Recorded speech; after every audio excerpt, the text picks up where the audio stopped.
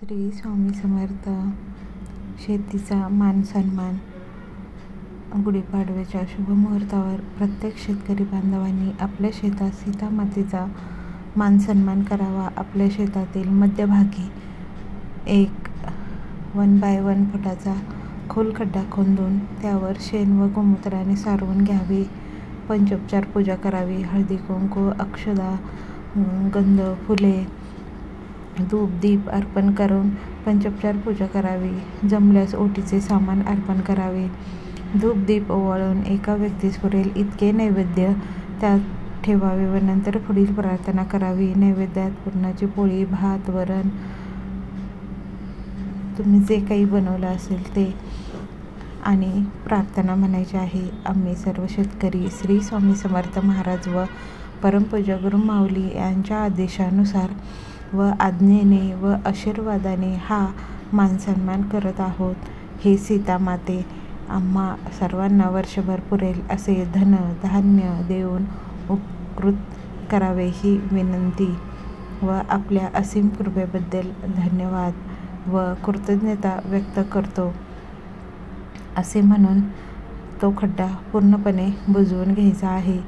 तो खड्डा बुजवत असताना त्याच्या आधी आपल्याला सेवा करायची आहे. ती म्हणजे श्री स्वामी समर्थ मंत्र 108 वेळा, नवर्ण मंत्र 11 वेळा, श्रीसूक्त व भूसूक्त 1 वेळा पठण करावे आणि तो खड्डा नीट बुजवून घ्यावा. नित्यसेवेमध्ये भूसूक्त दिलेला आहे. सेंद्रिय देवता. शेताच्या बांधावर अगर घराच्या आजूबाजूस सेंद्रिय देवते असल्यास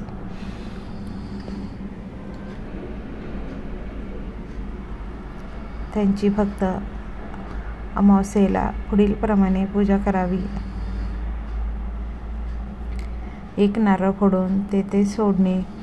प्रसाद खाऊ नये. मुंजा असल्यास भिजवलेली हरभऱ्याची डाळ व गुळाचा नैवेद्य दाखवणे. मसोबा असल्यास बाजरीची भाकरी, शेंगदाण्याची चटणी, लिंबू व कांदा यांचा नैवेद्य दाखवावा व तेथे सोडावा. कृपया असावी, रक्षा व्हावी म्हणून नमस्कार करावा.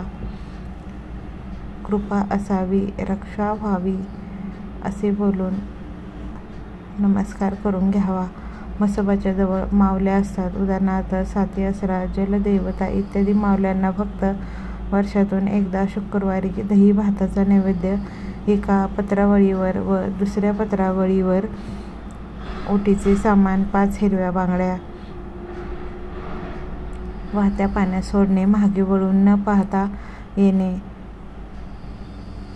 शेताच्या बांधावर मंदिर अगर समाधी असल्यास त्यांची कुलाचाराप्रमाणे पूजा अर्चा करावी. हे उपाय करत असताना तुमच्या शेतामध्ये समाधी नसेल तर तुम्ही हे उपाय करायचे नाहीत. श्रीयंत्र पूजन सेवा. लक्ष्मी विष्णूंची सेवा. ही सेवा तुम्हाला घरी बसून श्रीयंत्र पूजन करत करायचे आहे. गुढीपाडव्याचा मुहूर्त 3.5 मुहूर्तांपैकी एक मुहूर्त आहे.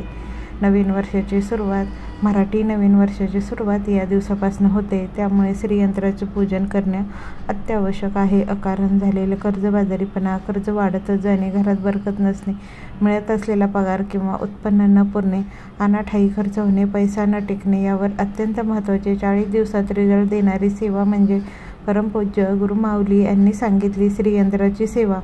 तसेच तितकीच महत्त्वाची रोजची पितर सेवा व नित्यसेवा. नित्यसेवेमध्ये 3 अध्याय सारामृतचे रोज वाचणे. त्याचबरोबर 11 माळी जप. श्री स्वामी समर्थ ही नित्यसेवा करणे अत्यावश्यक आहे. पंचमहायज्ञ तर आपण करतोच, तोही करणे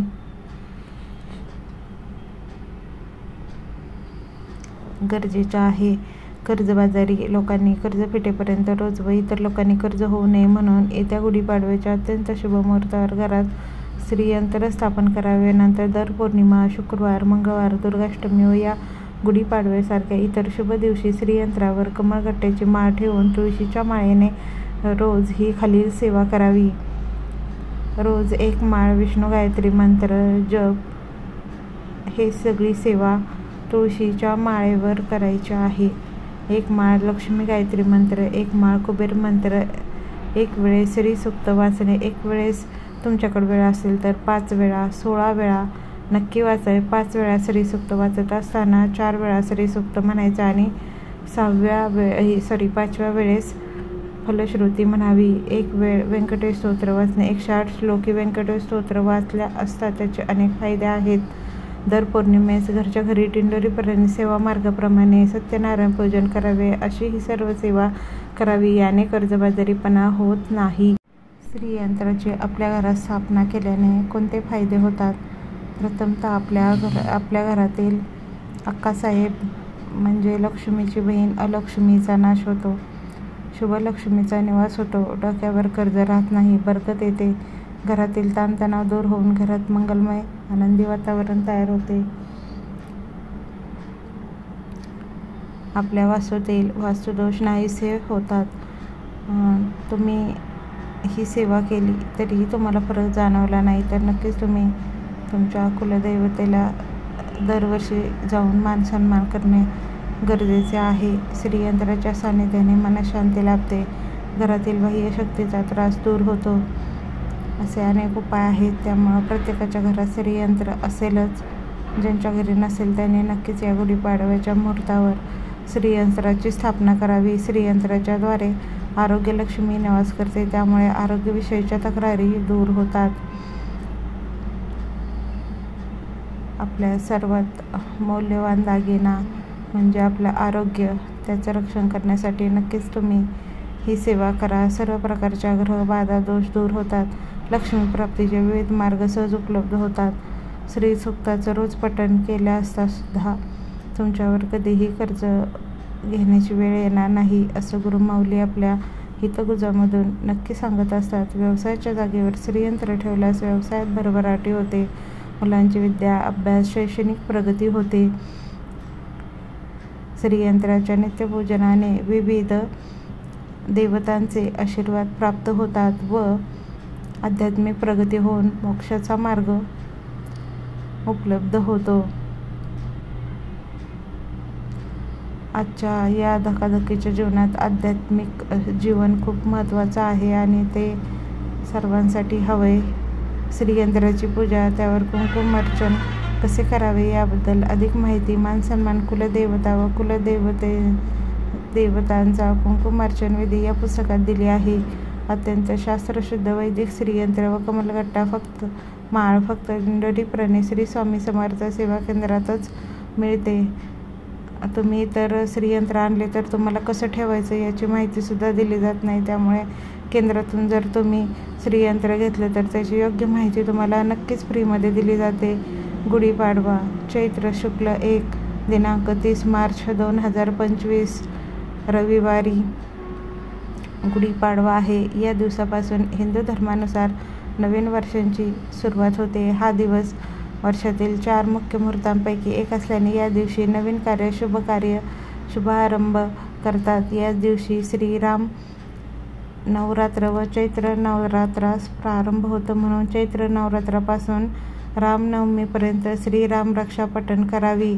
याने श्रीराम रक्षा स्तोत्र हे सिद्ध होते. त्यामुळे नक्कीच तुम्ही श्रीराम रक्षा स्तोत्राचं पठण करावं. चैत्र नवरात्रापासून चैत्र पौर्णिमेपर्यंत घरातील सुवासिनींनी कुलस्वामिनीची सेवा म्हणून श्री दुर्गा सप्तशीचे 14 किंवा 21 पारायणे करावीत. चैत्र शुद्ध प्रतिपदेस ब्रह्मध्वजारोहण करतात म्हणजेच गुढी उभारतात. पुढील ध्यानमंत्र गुढी उभारण्याच्या आधी म्हणावा.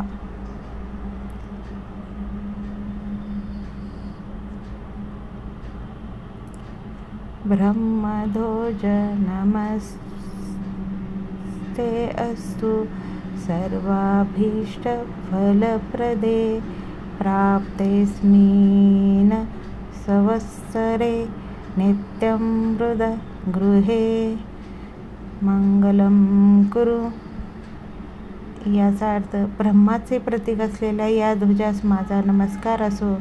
सर्व प्रकारचे फळ मला मिळू दे. या वर्षामध्ये माझ्या घरामध्ये नित्य मंगल व्हावे ही प्रार्थना हा मंत्र म्हणून झाल्यावर ओम ब्रह्मध्वजाय नमः. या मंत्राने गुढीची पंचोपचार पूजा करावी. पंचोपचार पूजा करत असताना हळदी, कुंकू, गंध, अक्षदा, फुले, धूप, दीप, नैवेद्य दाखवून पंचोपचार पूजा करावी. श्री स्वामी समर्थ सेवा मासिकात दिल्याप्रमाणे पुढील पूजा करावी. पूजा झाल्यानंतर गुढी घराबाहेर उभारावी. या गुढीपाडव्याच्या दिवशी खूप तोडगे तुम्हाला सांगितले आहे. त्यातील एक दुसरा तोडगा म्हणजे चैत्र गुढीपाडव्याच्या दिवशी सर्व सेवेकरांनी वडाच्या झाडाची 3 इंच लांबीची मुळी आणावी. ही मुळी व रंगारी हिरडा या 2 वस्तू कुटुंब प्रमुखांनी आपल्या उजव्या हातात घेऊन सामुदायिकपणे एक माळ श्री स्वामी समर्थ जप करावा.